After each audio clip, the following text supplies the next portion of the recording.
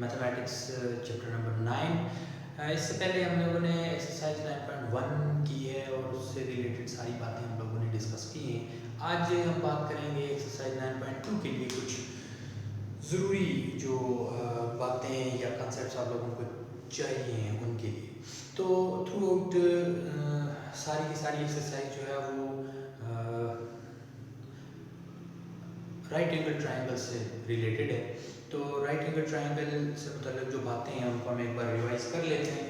तो जी right angle triangle हमारे पास ये होती है जी ऐसी ट्रायंगल जिसमें एक एंगल राइट होता है, उसे हम क्या कहते हैं? Right angle triangle. इसे हम नाम दे देते हैं जी कोई भी, मिसाल के तौर पर मैं से कह देता हूँ ये ए है, ये बी है और ये सी है। ये एंगल ए जो है ये हमारा राइट एंगल है। एंगल इसके वर्ड से इसको नाम देने के बाद बाकी एक्सरसाइज की लेंथ्स या एंगल्स जो है उनको हम किस तरह से नाम देते हैं? कैपिटल ए के बिल्कुल सामने की जो लेंथ होगी उसे हम स्मॉल ए कहेंगे। कैपिटल सी के सामने की जो लेंथ होगी उसे हम स्मॉल सी कहेंगे और कैपिटल बी के बिल्कुल सामने जो लेंथ होगी उसे हम कहेंगे स्मॉल बी। और एंगल ए के साथ जो वर्टेक्स ए के ऊपर जो एंगल बन रहा होता है उसे हम अल्फा कहेंगे। यहाँ अल्फा जो है वो राइट एंगल है 90 डिग्री पे। और बी के साथ जो एंगल होगा उसे हम बीटा कहेंगे और सी के साथ जो एंगल होगा उसे हम गैमा कहेंगे। ये तो हो गई ज्योमेट्री में किस तरीके से किसी भी डायग्राम को या ट्रायंगल को किस तरीके से लेबल किया जाता है। इसके बाद राइट एंगल में कुछ रेशियोज काम कर रही होती हैं। हमारे पास डिफरेंट 6 रेशियोज हैं जो हम लोग 10th में भी अच्छी तरह से पढ़ के आए हैं, यानी कि हर बच्चा जो फर्स्ट ईयर में यहाँ बैठा है वो अच्छी तरह से फेमिलियर है उनसे, लेकिन फिर भी एक बार हम रिपीट कर देते हैं। सबसे पहले बात करूंगा जी मैं साइन थीटा की। साइन थीटा ये हमारे पास होता है परपेंडिकुलर ओवर बेस। अच्छा, थीटा के बजाय अगर मैं यहाँ पे गैमा लूं तो जरा हमें आसानी हो जाएगी, फिर हम मजीद इसके ऊपर डिस्कशन भी करेंगे। और जो हमारे पास काज गैमा होगा, काज गैमा वो हमारे पास होगा जी, सॉरी ये बेस नहीं है, ये हाइपोटेन्यूज। और जो गैमा होगा वो हमारे पास होगा बेस ओवर हाइपोटेन्यूज। और जो टेन गैमा होगा हमारे पास वो होगा परपेंडिकुलर ओवर बेस। बाकी जो 3 रेशियोज हैं वो इन्हीं 3 रेशियोज का रेसिप्रोकल है। मसलन साइन का जो रेसिप्रोकल होगा वो कोसिकेंट गैमा या शॉर्ट फॉर्म में लिखें तो कोसिकेंट गैमा होगा। तो अगर साइन गैमा जो है वो परपेंडिकुलर ओवर हाइपोटेन्यूज है तो कोसिकेंट गैमा चूंकि इसका रेसिप्रोकल है तो ये हाइपोटेन्यूज ओवर परपेंडिकुलर बन जाएगा। इसी तरह cos का जो रेसिप्रोकल है वो कहलाएगा सीकेंट गैमा या SEC गैमा। इसी तरह cos गैमा क्या था? Base over hypotenuse. Base over hypotenuse क्योंकि पलट जाएगा तो हाइपोटेन्यूज ओवर बेस हो जाएगा। ठीक है जी। और tan गैमा का रेसिप्रोकल होता है cot गैमा। tan की रेशियो जो है वो अगर परपेंडिकुलर और बेस है तो ये हमारे पास बन जाएगा बेस ओवर परपेंडिकुलर।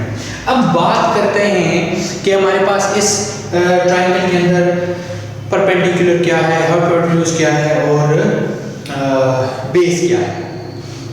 तो इसमें 3 एंगल्स हैं, अल्फा, बीटा और गैमा। इस वक्त जो रेशियोज हम ले रहे हैं वो गैमा के हिसाब से ले रहे हैं। गैमा इस्तेमाल हो रहा है सब में। तो गैमा के साथ जो भी एडजेसेंट साइड होगी वो कहलाएगी बेस। तो इस वक्त हमारे पास ये जो बी है ये बेस है।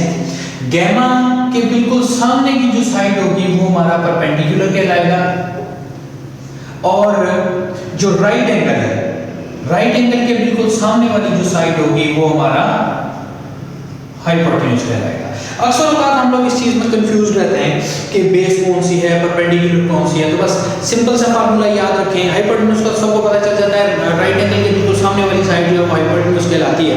लेकिन जो बेस है या परपेंडिकुलर में जो कंफ्यूजन है उसको मैं यहाँ पे दूर करना ज़रूरी समझूंगा कि जिस एंगल से आप रेशो ले रहे हैं, साइन गैमा ले रहे हैं, तो गैमा के एडजेसेंट साइड आपकी बेस कहलाएगी। अगर आप साइन बीटा ले रहे हैं तो फिर ये आपकी बेस बन जाएगी। तो बेस या परपेंडिकुलर वो डिपेंड करते हैं कि आप एंगल कौन सा ले रहे हैं।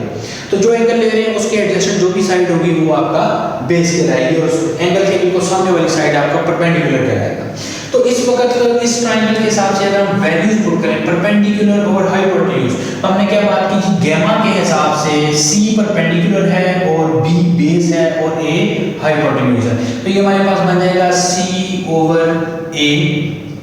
इसी तरह कॉस गैमा बेस और हाइपोटेन्यूज है, बी ओवर ए। और tan gamma perpendicular over base, perpendicular है सी, बेस है बी, तो ये बन जाएगा सी ओवर बी। बिल्कुल इसी तरह ये उसी तरह से इनके रेसिप्रोकल्स बन जाएंगे। तो ये बन जाएगा a ओवर सी और ये बन जाएगा a ओवर b और ये बन जाएगा b ओवर c। ये वो बेसिक नॉलेज था जो आप लोगों को इससे पहले भी आता है। इसके बाद एक चीज और, पैथागोरस, ये जो आपकी राइट एंगल ट्रायंगल है, ये इसकी जो साइड्स हैं उन पे पैथागोरस थ्योरम जो है वो होल्ड करता है। पैथागोरस थ्योरम क्या कहता है? पैथागोरस थ्योरम कहता है जी hypotenuse square is equal to base square plus perpendicular square. यानी इस ट्रायंगल में अगर हम देखें तो ये हमारे पास बनता है a square is equal to b square plus C square. और अगर सिंपली a की वैल्यू कैलकुलेट करनी हो तो दोनों साइड पे स्क्वायर रूट ले लें, तो a is equal to plus minus square root b square plus c square. तो इसके बाद हाइपोटेन्यूज जो आपका पैथागोरस थ्योरम है उसको लेके हम लोग कुछ बेसिक आइडेंटिटीज प्रूव करते हैं जो आगे हमें एक्सरसाइज 9.2 में काम आएंगी। तो हम चलते हैं जी अपनी आइडेंटिटीज की तरफ। मैं इसे मिटा देता हूँ, ये रेशियोज आपको अच्छी तरह से याद होनी चाहिए, इन्हीं से हम अपनी आइडेंटिटीज जो हैं उनको प्रूव करें।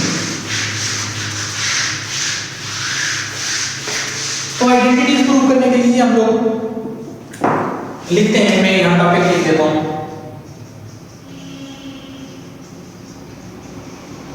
Fundamental identities. फंडामेंटल आइडेंटिटीज ये भी हम लोग पहले इनसे फेमिलियर हैं, हम मुख्तलिफ जगहों पे इनको इस्तेमाल भी कर चुके हुए हैं। तो मैं लिखता हूँ, इसके लिए क्वेश्चन लिखता हूँ अगर आप लोगों को ये प्रूव करने के लिए आ जाए। क्वेश्चन है जी, for any real theta prove the following.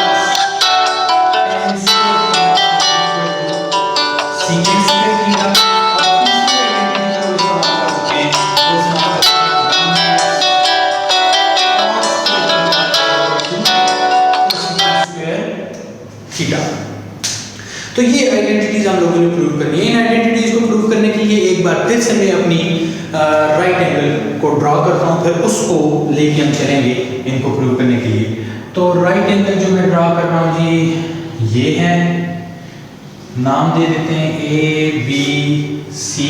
इसके सामने की साइड स्मॉल ए, इसके सामने की साइड स्मॉल बी, इसके सामने की साइड स्मॉल सी, और उसी तरह से ये अल्फा है, ये बीटा है और ये गैमा है।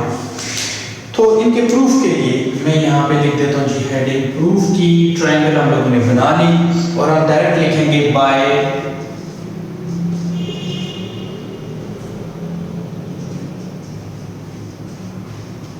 Pythagoras theorem. पाइथागोरस थ्योरम हमें क्या कहता है जी? वो कहता है कि हाइपोटेन्यूज का स्क्वायर हमारे पास बेस का स्क्वायर प्लस परपेंडिकुलर का स्क्वायर होगा। तो लिखते हैं जी हम इसे hypotenuse square base square plus perpendicular square.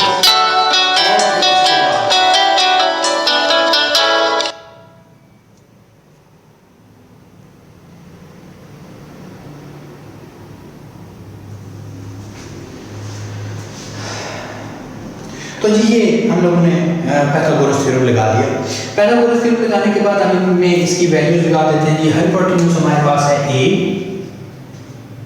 Is equal to base b plus perpendicular c। इसे हम नाम दे देते हैं स्टार। स्टार इक्वेशन इसलिए हम इसे नाम दे दिए, ये बार-बार इस्तेमाल होती है। तो हम ऐसा करते हैं, सबसे पहले अपनी इक्वेशन स्टार को डिवाइड करते हैं। बारी-बारी हमने इन तीनों जो वैल्यूज हैं इनसे हमने बारी-बारी डिवाइड करना है। 3 बार डिवाइड करेंगे 3 वैल्यू से, तो हमारे पास 3 आइडेंटिटीज आ जाएंगी। सबसे पहले मैं लिखता हूं dividing star bye a square. a square से जब आप इसे डिवाइड करेंगे तो बनेगा a square by a square b square plus c square by a square. इसके बाद जो नेक्स्ट स्टेप हमारे पास बनेगा वो क्या बनेगा जी? आप इन दोनों को अलग अलग कर दें और ये दोनों कैंसिल हो जाएंगे। ये बनेगा आपके पास 1 is equal to b square by a square plus c square by a square. और फिर नेक्स्ट स्टेप में बनेगा 1 is equal to b over a whole square plus c over a whole square. अब आप देखें आपका b ओवर a क्या बनता है? b ओवर a ये आपकी बेस है, base over hypotenuse, base over hypotenuse. तो ये आपका बनता है जी cos theta. 1 is equal to cos, अच्छा मैं यहाँ गैमा को बदल के थीटा कर देता हूँ क्योंकि अब हमने जो आइडेंटिटीज प्रूव करनी है उनमें थीटा इस्तेमाल हो रहा है। तो ये cos थीटा और इसका स्क्वायर था तो ये स्क्वायर बन जाएगा plus c over a, c over a ये आपको बनता है sin थीटा और इसका स्क्वायर। नेक्स्ट स्टेप में आप इसे लिख सकते हैं 1 is equal to cos square theta plus sin square theta. इसकी साइड्स को इंटरचेंज करते हैं तो बनेगा sin square theta plus cos square theta is equal to 1। ये आपकी पहली आइडेंटिटी की प्रूव हो गई। इसके बाद नेक्स्ट काम हमने क्या करना है? अब a स्क्वायर से हम लोगों ने डिवाइड कर दिया, एक बार b स्क्वायर से डिवाइड करेंगे और एक बार c स्क्वायर से डिवाइड करेंगे। हमारी बाकी चीजें जो है वो कंप्लीट हो जाएंगी। ट्रायंगल में बनी रहने देता हूँ, बाकी को भी मिटा देता हूँ। और नेक्स्ट स्टेप पे अब हम क्या करेंगे?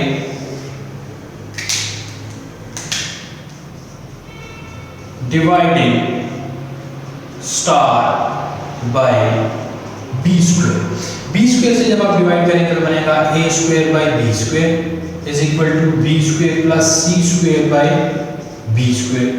और ये बनेगा a square by b square is equal to b square by b square plus c square by b square.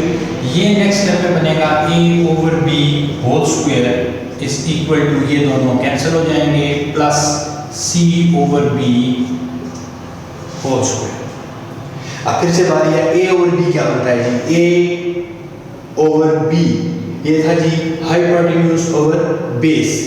तो अभी हमने जो रेशियोज पढ़ी थी उनमें ये सीकेंट होता है तो ये बन जाएगा हमारे पास secant square theta is equal to 1 plus c over b, c over b perpendicular over base ये बनेगा tan स्क्वायर थीटा। और ये दूसरी आइडेंटिटी थी जो हम लोगों ने प्रूव कर दी थी। दूसरी आइडेंटिटी भी हमने प्रूव कर डाली। इसके बाद तीसरी आइडेंटिटी के लिए क्या करेंगे, हम स्टार को सी स्क्वायर से डिवाइड करेंगे। तो लिखते हैं कि dividing star by C square. तो सी स्क्वायर से जब आप डिवाइड करेंगे तो बनेगा A square by C square is equal to, मैं ये वाला स्टेप नहीं करता, मैं डायरेक्ट इन्हें अलग अलग करके लिखता हूँ। तो बनेगा B square by C square plus C square by C square. Next में A by C whole square is equal to B by C whole square plus 1। अब देखें जी A over B sorry A over C, यहाँ मैंने mistake की है जी, A over C ये आपको बनता है ये cosecant theta, hypotenuse over perpendicular. तो ये बनेगा cosecant square theta is equal to B over C, ये बनेगा आपका cot theta, cot square theta plus 1। और तो ये देखें ये आपकी तीसरी आइडेंटिटी जो आप लोगों ने प्रूव कर दी थी। इन आइडेंटिटीज को इंशाल्लाह आप अपनी एक्सरसाइज 9.2 में इस्तेमाल करेंगे। यकीनन मोस्ट ऑफ द स्टूडेंट्स पहले से इसे जानते होंगे, जो नहीं जानते हुए इन्हें तैयार कर लें, आगे इंशाल्लाह हमारे काम आनी है। कल तक के लिए इजाज़त दीजिए, अल्लाह हाफ़िज़।